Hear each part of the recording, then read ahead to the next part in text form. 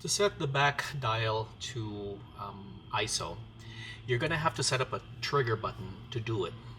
Here's one way of doing it. So instead of having instead of a quick shortcut button to where if you adjust this, it automatically adjusts the ISO, you have to press a button first, a triggering button first, then adjust this to ISO. To do that, go to the menu, go to the setup folder, the very last one,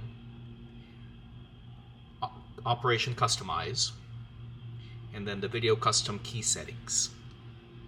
From there, I'm going to choose this the number 1 button as a trigger button because it's set up for exposure compensation right now, which is something I don't use.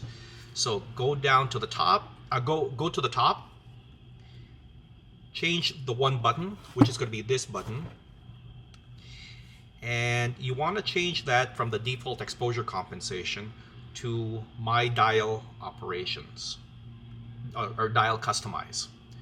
So what I want is when I press the number 1 button, when I press and hold it, I can manipulate the back button to do to change the ISO. So let's choose my dial 1 during hold, and then it's going to ask me what I want that to be. So the rear dial, you want to change it to ISO.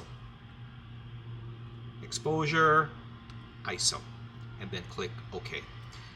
So to do this, you're going to press and hold 1 and check out the ISO. So ISO, press and hold 1, I'm pressing and holding, and now I can change the ISO.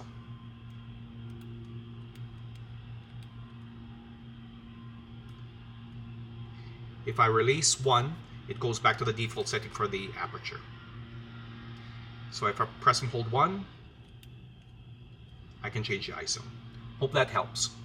It's one way of doing it.